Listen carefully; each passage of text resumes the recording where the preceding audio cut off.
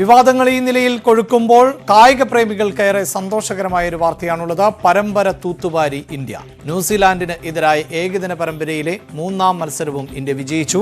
90 റൺസിനാണ് ഇന്ത്യയുടെ വിജയം. വിശദാംശങ്ങളുമായി കൃഷ്ണരാജ് ചേരുന്നു. കൃഷ്ണരാജ്, പരമ്പര തൂത്തുവാരി എന്നതോടൊപ്പം തന്നെ ഏകദിന റാങ്കിങ്ങിൽ ഇന്ത്യ ഏറ്റവും മുന്നിലേക്ക് എത്തുന്നു എന്നതും ഈ ജയത്തിന്റെ പ്രത്യേകതയായി മാറുകയല്ലേ? തീർച്ചയായും ഇരട്ടി മധുരമാണ് ടീം ഇന്ത്യക്ക്. ലോക ക്രിക്കറ്റിലെ തന്നെ ഏറ്റവും മികച്ച ടീമുകളിലൊന്നായ ന്യൂസിലാൻഡിനെ 3 മത്സരങ്ങളിലും പരാജയപ്പെടുത്തി ഏകദിന പരമ്പര തൂത്തുവാരുന്നു. അതിനൊപ്പം ഏകദിന റാങ്കിങ്ങിൽ ഇന്ത്യ ഒന്നാമതെത്തുന്നു എന്ന വാർത്ത, അതാകട്ടെ ലോക ക്രിക്കറ്റ് പടിവാതിൽക്കൽ എത്തി നിൽക്കെ ആശ്വാസകരമായ, ആഘോഷിക്കാവുന്ന, ആവേശകരമായ ഒരു വിജയമാണ് ഇന്ത്യ ഇന്ന് സ്വന്തമാക്കിയത്. 385 റൺസ് ആണ് ഇന്ത്യ അടിച്ചുകൂട്ടിയത്.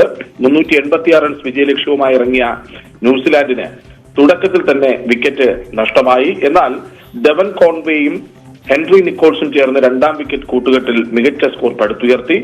42 റൺസ് എടുത്ത് ഹെൻറി നിക്കോൾസും 138 റൺസ് എടുത്ത് 100 പന്തിൽ 138 റൺസ് എടുത്ത് ഡെവൻ കോൺവേയും പുറത്തായതോടെ മധ്യനിര അപ്പാട് തകരുന്നതാണ് കണ്ടത്. ഡാരി മിച്ചൽ 24 റൺസ് എടുത്തു. ടോം ലഥാമും ഗ്ലെൻ ഫിലിപ്സും വന്നപാടെ മടങ്ങി.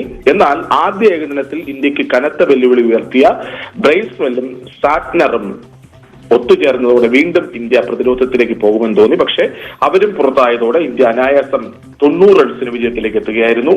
ഷാർദുൽ താക്കൂറും കുൽദീപ് യാദവും 3 വിക്കറ്റ് വീതം വീഴ്ത്തി ഇന്ത്യയുടെ വിജയത്തിൽ നിർണായക പങ്കുവഹിച്ചു. ചഹലിന് 2 വിക്കറ്റ് കിട്ടി. ഹർദിക് പാണ്ഡ്യ 1 വിക്കറ്റ് സ്വന്തമാക്കി. ഉമ്രാൻ മാലിക്കും.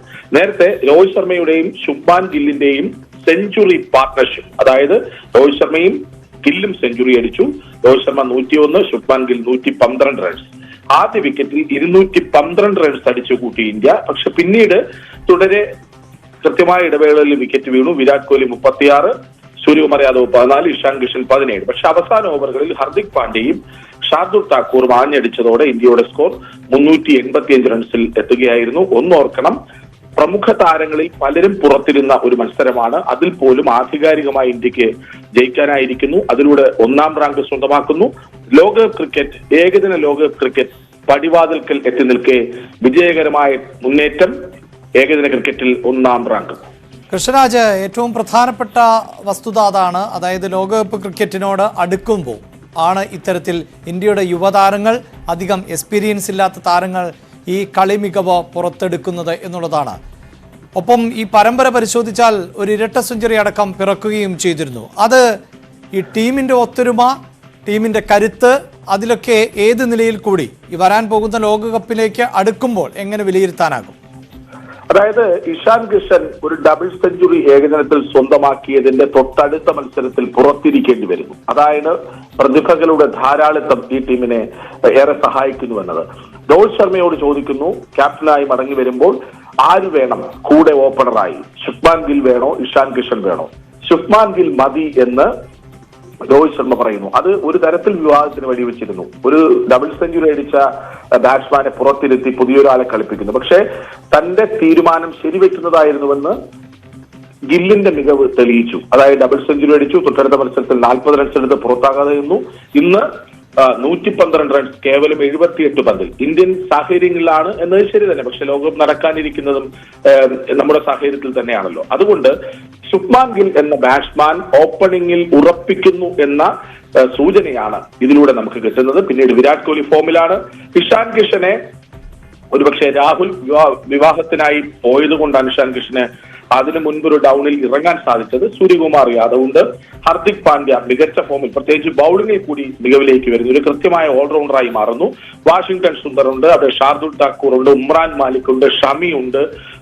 അങ്ങനെ പ്രമുഖരുടെ ഒരു നിരയിലേക്ക് കയറി വരുന്ന ഒരു യുവനിര. അതായത് അനുഭവ സമ്പത്തും യുവത്വവും ഇടകലർന്ന ഒരു ഏകദിന ടീം ആയി ഇന്ത്യ മാറുന്നു. ഇടയ്ക്ക് ചില പരാതികളും വിവാദങ്ങളും ഒക്കെ ഉണ്ടായെങ്കിൽ പോലും പല താരങ്ങളെ പരീക്ഷിച്ച് ഒരു മികച്ച ടീമാക്കി മാറ്റുന്ന തന്ത്രം രാഹുൽ ദ്രാവിഡും രോഹിത് ശർമ്മയും ഒക്കെ ചേർന്ന് രൂപപ്പെടുത്തിയെടുക്കുന്നു. അതൊരു നല്ല സൂചനയാണ് അഭിലാഷ്.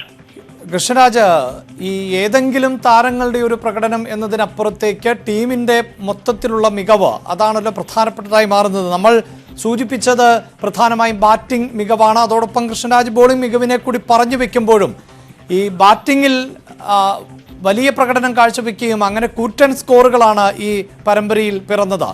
അതിൽ ആദ്യ മത്സരത്തിലൊക്കെ ആണെങ്കിൽ ഒരുപക്ഷെ അത് തിരിച്ച് നേടിയേക്കുമോ ന്യൂസിലാൻഡ് എന്ന് സംശയിച്ചിരുന്നു. അവിടെ നിന്നാണ് പിന്നീട് പതനമുണ്ടായത്.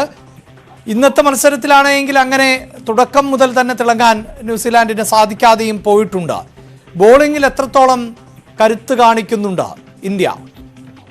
ബൗളിംഗിൽ ചില ആശങ്കകൾ ബാക്കിയാണ്. പക്ഷെ ഒന്നോർക്കണം, ജസ്പ്രീത് ബുംറ ഈ ടീമിലില്ല. മുഹമ്മദ് ഷമി ആകട്ടെ നന്നായി പന്തെറിയുന്നുണ്ട്. ഷമിയെ പുറത്തിരുത്തി താക്കൂറിനെ കളിപ്പിക്കുന്നു. അവിടെ ഒരു യുവതാരം, വളരെ വേഗത്തിൽ പന്തെറിയുന്ന താരം എന്ന നിലയ്ക്ക് ഉമ്രാൻ മാലിക്കിനെ കളിപ്പിക്കുന്നു. ഉമ്രാൻ മാലിക്കിനെ മധ്യ ഓവറുകളിൽ ഉപയോഗപ്പെടുത്താനാകും രോഹിത് ശർമ്മ ഒരുപക്ഷെ ടീമിലെടുത്താൽ തന്നെ ശ്രമിക്കുക. കാരണം നല്ല വേഗത്തിൽ പന്തെറിയുന്നത് കൊണ്ട് ടൈമിംഗ് ഉള്ള ഒരു ബാറ്റ്സ്മാൻ അനായാസം റൺ സ്കോർ ചെയ്യാൻ സാധിക്കും. പക്ഷെ വിക്കറ്റ് എടുക്കുന്ന ഒരു ബൗളറാണ് ഉമ്രാൻ മാലിക് എന്ന് ഓർക്കേണ്ടിയിരിക്കുന്നു. അപ്പോൾ ഷമി വരുന്നു, ബുംറ പരിക്കുമാറി എത്തുന്നു. അങ്ങനെ പിന്നെ ഷാർദുൽ താക്കൂർ ഉണ്ട്, ഒരു പിടി ഹർഷ്ദീപ് സിംഗ് ഉണ്ട്, ഹർഷൽ പട്ടേൽ ഉണ്ട്. അങ്ങനെ സമൃദ്ധമായ ഒരു പേസ് ബൗളിംഗ് അറ്റാക്ക് നിര ഇന്ത്യക്ക് സ്വന്തമായുണ്ട്. അതിലേത് തിരഞ്ഞെടുക്കണമെന്ന കാര്യത്തിലാണ് വരാനിരിക്കുന്ന ദിവസങ്ങളിൽ പ്രശ്നമാകുന്നത്. ബൗളിംഗിലാകട്ടെ രവീന്ദ്ര ജഡേജ പരിക്കുമാറി പരിശീലനത്തിന് ഇറങ്ങി തുടങ്ങിയിട്ടുണ്ട്. രവീന്ദ്ര ജഡേജ വന്നാലുമില്ലെങ്കിലും അക്സർ പട്ടേൽ എന്ന ബൗളർ ഓൾറൗണ്ടറുടെ നിലവാരത്തിലേക്ക് ഉയർന്നു കഴിഞ്ഞു. അവിടെ വാഷിംഗ്ടൺ സുന്ദർ ഉണ്ട്, കുൽദീപ് യാദവ് ഉണ്ട്, യുസ്വേന്ദ്ര ചഹലുണ്ട്. അങ്ങനെ ഒരു പിടി സ്പിൻ ഓപ്ഷൻസ്. അതാണ് പ്രത്യേകത. വൈവിധ്യമുള്ള ഒരു ബൗളിംഗ് നിരയ്ക്ക് 10ഓളം പേർ ഇങ്ങനെ അണിനിരന്ന് നിൽപ്പുണ്ട്. അവരിൽ മൂർച്ച കൂടിയവരെ, അവരിൽ ഏറ്റവും ഫോമുള്ളവരെ ടീമിലേക്ക് എടുക്കുക. തീർച്ചയായും അവിടെ ബാറ്റർമാരുടെയും ബോളർമാരുടെയും പട്ടിക പരിശോധിച്ചാൽ ഒരു പ്രതിഭകളുടെ നിര ധാരാളിത്തം ആണിപ്പോൾ ഇന്ത്യൻ ടീമിൽ നമുക്ക് കാണാൻ സാധിക്കുന്നത്.